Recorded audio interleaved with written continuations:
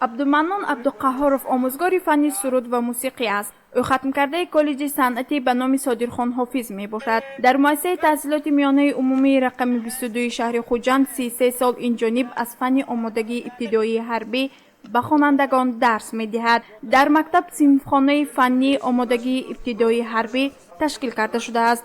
خوانندگان با لباس های حربی و ایرانیت ها درس می گذارند.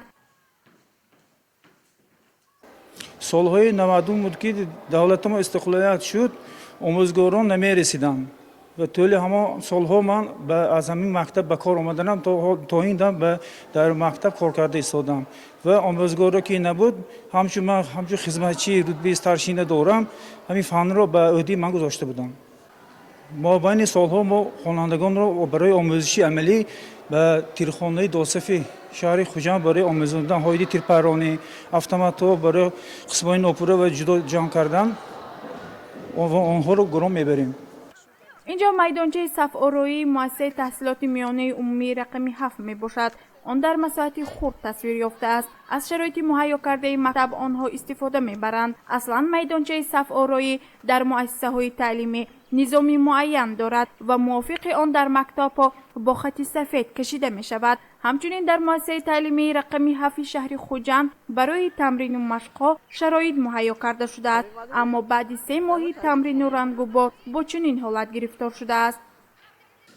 خوب گفتید.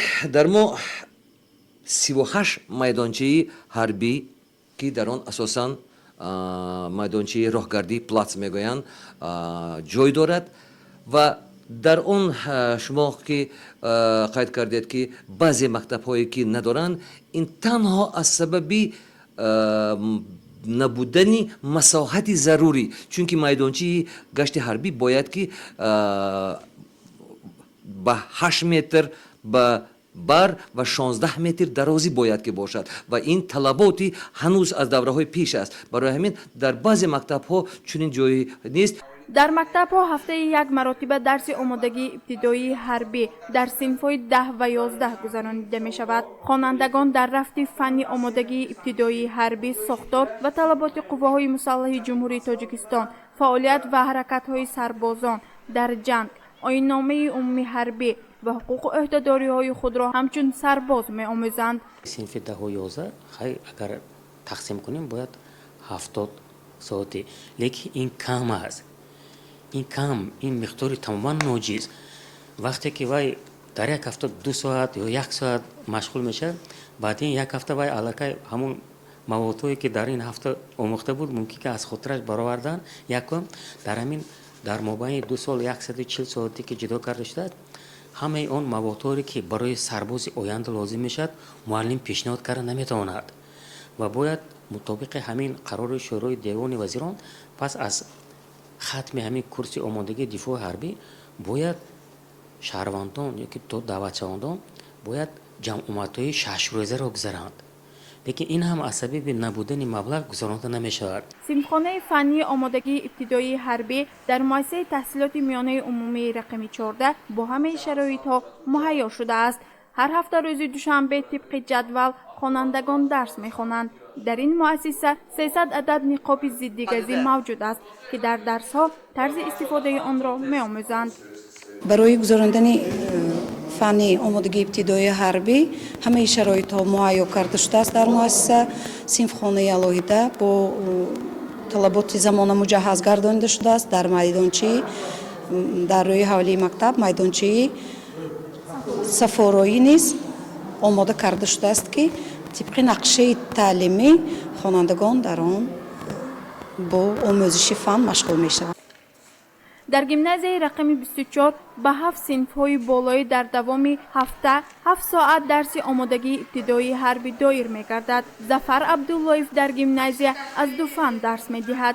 در سالهای اولی آموزگاری از فن زبان روسی به خوانندگان تعلیم می‌داد. طول 10 سال می‌شود که از فن آمادگی ابتدایی حربی نیز به محصلین سبق می‌آموزاند. من در جمهوری لاتویا خدمت حربی ادا کردم. در جمهوری لاتویا این در هنگام اتفاق سوویتی من همون وقت در فاکولته زبان و ادبیات روس میخوندم. من بعد از دویم کورس وقتی که دویم کورس تمام میکنم اختیاراً عریضه نوشته با خدمت حربی رفتم در آنجا در جمهوری لاتوی خدمت نمودم عموما خدمت حربی در دل خود من از جوانی میپروردم من همین رو دوست می‌داشتم و حتی من هم فعالیت پداگوژی همچون معلم زبان روسی آغاز نموده باشم لیکن محبت نسبت خدمت حربی دائم در دل خود میپروردم برای همون در هم تو امکانیت پیدا شد من به همین فن نیست که دوست می‌داشتم همچون معلم باشم مکتب ما که دایدیم بین مکتب‌های شهرنده این مکتب این کابینت آمادگی حربی کابینت نمونه‌ای حساب می‌شود این همچون نمونه وقت نوای کردگی اینجا تمامی چیزهایی که مونده هست غیر از این اگر بناگو مونده یگان تا موضوع یگان که ایونیت‌ها موضوعات نباشد اگر ما به دیگر مکتب‌ها هم با همدیگر رابطه دوستی داریم رابطه مثلا بین فنی داریم که یا دیگر که رابطه می‌نماییم وای ها مو و مو ها وای ها مثلا من نمی‌رسد بعضی مکتب‌ها من مونده که سردانه های و زیدی نقابی زیگر و یا وای میتیم اگر دیگر چیز بناگو مو در کورس آوام همه خیلی می‌کنیم که درس‌های ما به نقلیات نیست به موادهای تعلیمی ایونیت‌ها نگذرد ما پورا درس‌ها حرکت تا حد امکان حرکت میکنیم که بچه‌ها نه تنها همچون بازخوان فهمد ما شنیدن که بعد مانندن حتی نشانه میدیم در گیمنازیای رقم 24 شهر خوجند نیز ایونیت‌های اساسی درسی نقاب‌های ضدگازی میباشند که زیاده از 30 سال این جانب استفاده می‌شود. برای اون که صفت آموزگار به طلبات جوابگو باشد یا که صفتش بلند باشد با یک مبلغ درست باید جدا نمود. مبلغی که حاضر راهبر دفاع حربی میگیرد مبلغ اونقدر کلان نیست. آموزگار یا که راهبر دفاع حربی و معلمی که با دیگر درس ها از دیگر فن ها درس میدهد به طور علاوگی هم از با درس های آمادگی دفاع حربی مشغول میشد که این صفت درس های آمادگی دفاع حربی را پس میکند. شعبه معارف شهر خوجند برای برطرف کردن کمبودی‌های جای داشته کوشش نموده ایستاده است. مسئولین نقشه دارند که از فدراسیون روسیه یراق تعلیمی کلاشنیکوف را خریداری نمایند. تنها برای عملی کردن این نقشه ها وقت لازم است. ما همون وقت ما غالب حساب میکنیم که مهری وطن دلی خواننده و جوای که تونیمو و ما کدام وقتا نتیجه کارمون معلوم میشد همون وقتا معلوم میشد که وقتی که پویست که میبود خواننده هایکو پویست که میبود و دعوتی و حاضر میشد و خدمت برفتم و تیار باشد ما خودمون غالب حساب میکنیم یک چیز رو قید کردین هستم که آمادگی دفاع حربی این پای دیواری آماده نمودنی یا که تربیت نمودنی حربی وطن پرستی جوانان باشد. وقتی که ما این رو به طور پس میگذاریم یا که نمیگذاریم این در آینده به اون آورده میرساند که در جوانان ما تربیت حربی وطن پرستی یا که پس یا که صفتش به یک عموما نیست. برای همین مسئله دعوت عموما پرابلم شده ایستاده است. اگر من سبب اساسی سوس بودن این کارها را در آن میبینم که یکمش این کم بودن مبلغ یا که کم جدا نبودن مبلغ از طرف وزارت معارف. دوم همکاری سستی مقامات اجرایی حکومت دولتی شعبه های معارف با کمیسریات حربی در شهر و ناحیه‌ها می باشد.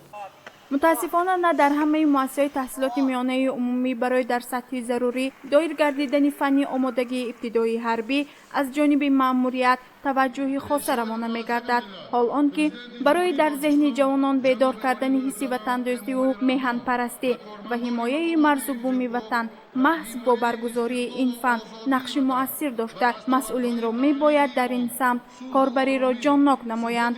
گزارش فرهناز نبی و فاروق عثمانوف و شهرت حمیدوف برای برنامه اطلاعاتی نوید.